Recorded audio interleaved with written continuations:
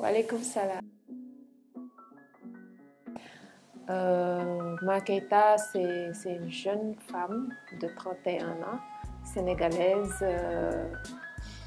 musicienne, activiste en faveur des personnes atteintes d'albinisme, actrice et mannequin. C'est ça mon profil professionnel, mais sinon je suis une femme comme les autres. Sama amour musique c'est depuis toujours bi ma nekkee xale ba tey bi ma nekkee xale ba tey laa bëgg musique parce que dama nekkoon ci benn famille boo xamante ni musique rek lañ doon déglu te sama yaay dafa yàgg di wax ni même bi ma nekkee bébé bu ma doon jooy à chaque fois suñ ma tegalee musique damay noppi ba sama benn cousin doon wax sama yaay sa doom ji dina bëgg ji musique de wala dina defi ji musique nii la ko doon sama benn cousin doon waxee et noonu la demee quoi maa ngi fàttaliku sama waa kër dañ doon teg tout le temps ay Tracy Chapman ay Dire Straits ay UB40 dama doon voyager ak sama papa diggante Dakar ak Kaolack ay heure te daf ma doon tegal ay Jerry Rafferty et tout ça man foofu laa commencé am amouru musique dëggantaan parce que ñun dañ ko suñu biir famille dafa nekk loo xamante ne macha allah dañ ko yàgg dund on a toujours vécu avec la musique c'est notre premier compagnon. Bon, comme je le dis toujours, ce n'est pas moi qui ai choisi la guitare basse, mais c'est plutôt la guitare basse qui m'a choisi parce que c'est surtout un concours de circonstances. Parce que à un moment où j'étais avec mes frères ñu doon xool nan la ñuy orchestrer nan la ñuy defee orchestration musicale kii bi daal groupe Takeifa si le Iba choisiroon jouer batterie parce que Iba moom dafa choisir jouer batterie dafa jékki-jékki sama papa jënd benn batterie moom rek moo ñëw moom moo sentir moom day jënd sama papa da doon jënd instrument rek teg loolu la doon def léegi su defee loolu dafay xool kan moo siy njëkk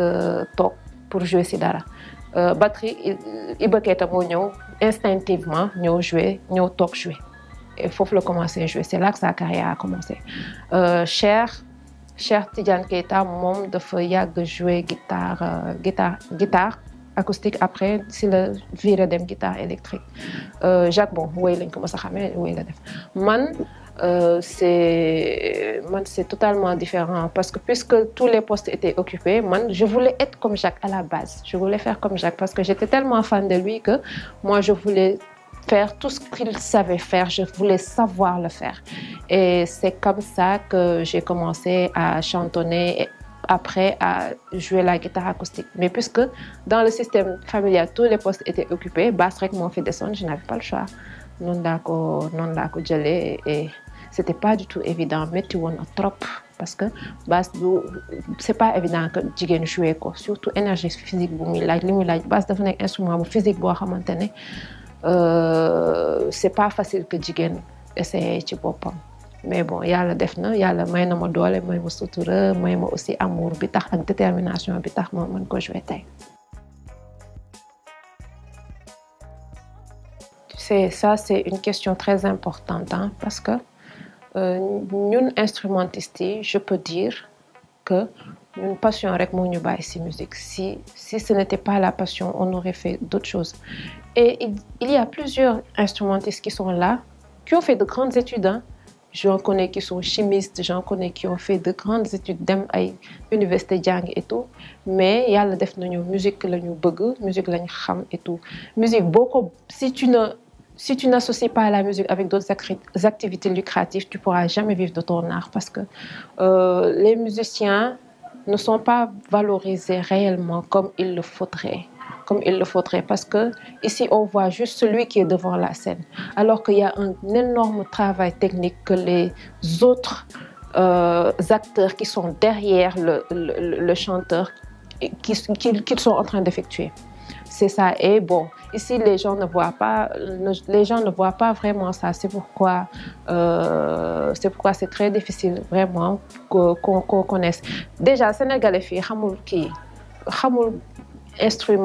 instrument wala instrumentiste et tout ça ñi ngi door a commencer di familiariser wu ak instrument parce que avant amul woon loolu mais commencé nañ tuuti di familiariser wu même yenn chanteurs yi di bëgg jël instrument pour s'accompagner bon dañuy ñaan yàlla rek niveau bi ay France ay États-Unis nekk nga xamante ne ñoom instrumentiste lañu fonk instrumentiste que ñun egg ci niveau boobu quoi. Takeifa, c'est la moitié de ma vie, hein. C'est normal que j'ai fait presque toute ma carrière là-bas. J'ai fait 2006 là, concrètement musique. 2006 là, commencé à faire musique de vrai, pour de vrai, je dirais, jusqu'en 2019. C'est-à-dire que, de 2006 à 2017, yep Takeifa là, l'école. Alors c'est normal que presque ça m'a vécu yu gëna grave foofu laa ko dundee bon enregistré naa ak ñoom ñetti album premier album 2008 lañ ko enregistré Diaspora la tudd deuxième album bi Get Free c'était en 2012 2017 lañu génne album Gas Gis def nañ aussi plusieurs tournées nationales et internationales def nañ aussi ay spectacles fii ci grande salle yi nii nekk Dakar muy Sorano muy Grand Théâtre on a eu à faire ça et quand même on a pu avoir benn kii cible public cible boo xamante ne ñi ngi doon suivre suñu actualité doon suivre suñu morceau xam ñun pas xam sax suñu je dirais pas xam suñu valeur mais xam luñ doon def ak luñ doon def ji à l'extérieur ñun on a eu cet avantage là avec le groupe Takeifa. Bon affaire bi ma gën a ban affaire moo ma gën a marqué bi ma fa demee ça c'est une question difficile parce que puisque déjà ak famille la woon rek dina am ay événements marquants yoo ay affaires yu marquants yoo xamante ne dund nga ko foofu mais bi may gën a fàttaliku tout le temps mooy bi ñuy ànd jóge Dakar dem Côte d'Ivoire boobu xam nga amuñu woon xaalis pour jënd ay billets d'avion pour dem yoon bi lañ jël pour dem ki Côte d'Ivoire léegi bi ñuy jël yoon bi may fàttaliku niñ doon galérer pour ut fu ñu fanaan et tout ça xam nga bu ci transport en commun lañ duggoon léegi may fàttaliku man maa amoon benn place moo amoon ci foo xamante ne temps sedd la woon il y avait juste une place d'intérieur dans la voiture pour que nit mën fa fanaan man place boobu man maa ko doon am puisque maa gënoon nekk xale et tout ça ñoom nag ñoo doon dem ndeysaan di fanaani ci biti dama doon yeewu 3 heures du matin mu xool leen yërëm leen bay bëgg dee ma ne leen xool leen rek musique yóbbu nañu fu ne defloo nañu lu ne daal loolu bokk na ci ay expérience yi nga xam te ne dund naa ko ak ñoom. Bon raison personnelle am na effectivement te raison personnelle bu ci famille melawoo rek xam nga doo ko mën a wax waaw raison professionnelle c'est que bon c'était un peu pour ouvrir mon monde hein. C'est pas juste parce que ñëpp dañ ko interpréter comme waaw Mama Keita dafa dem defi carrière solo ce n'est pas vraiment ça mais c'était plus pour ubbi sama monde man yàlla def na macha allah bi ma fa jógee ba léegi li ma jàng bëri na trop li ma jàng côté musique man sax je me suis dit bi ma génnee di xamanteeg yenn musiciens yi di def yenn rencontre c'est là que je me suis rendu compte que en fait man xaw ma woon dara comprendre nga loolu c'est comme ça que je me suis sentie mais yàlla def na man dama nekk nit ku nangoo jàng nangoo am curiosité wu découvrir ay affaires qui xool yeneen style de musique et tout et aussi jéem ko approprier wu déterminer à liggéey de telle sorte que loolu yëpp dama koy mën lu ma décider pour mën ko dama koy mën bu may dee sax dama koy mën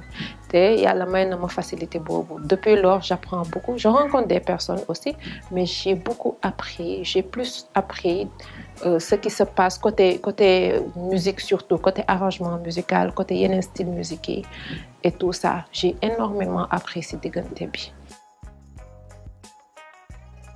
bon man de toute façon man nekkuma di def musique kese nee naa leen man maa ngi def kii activisme en faveur des albinos bi ma koy commencé def na 7 ans yàlla def na ni bon jéem naa si bay sama waar fii Sénégal et aussi yàlla dimbali na ma que depuis 2 ans que yemalewu ma sama plaidoyer Sénégal kese dem naa fépp ci àdduna bi pour wax ci affaire albinisme dem naa New York dem naa aussi si yenn pays africains yi nga xamante ne le fait que ñuy rey albinos si foofu dafa am doole daal muy Kenya muy Tanzanie et tout ça ak aussi Mali ak waa Fondation Salif Keita j'ai eu à faire ça te bëgg naa aussi pousser loolu liggéey ak yeneen organisation comme waa Nations Unies puisque waa Nations Unies instant ils ont beaucoup plus d'ambition pour les albinos man pare naa pour ànd si liggéey si ak ñoom je fais aussi dans le cinéma et aussi dans le mannequinat même ñaari activités yooyu c'est dans la même logique que c'est des activités plaidoyères bon dafa am soubassement au plaidoyer parce que suñu gisee par exemple benn jigéen albinos moo xamante ne mi ngi def musique mais à côté de ça mi ngi def activité bi mi ngi def métier mi ngi def beneen métier yeneen ñaari métier de manière professionnelle ñu dinañ gis en quelque sorte que albinos yooyu les personnes atteintes d'albinisme c'est des personnes normales qui sont capables qui ont des capacités physiques et intellectuelles autant que les autres moo tax noonu laa mën a résumer en quelque sorte ñoom fan lañ bëgg fan laa gisee carrière u Ma Keita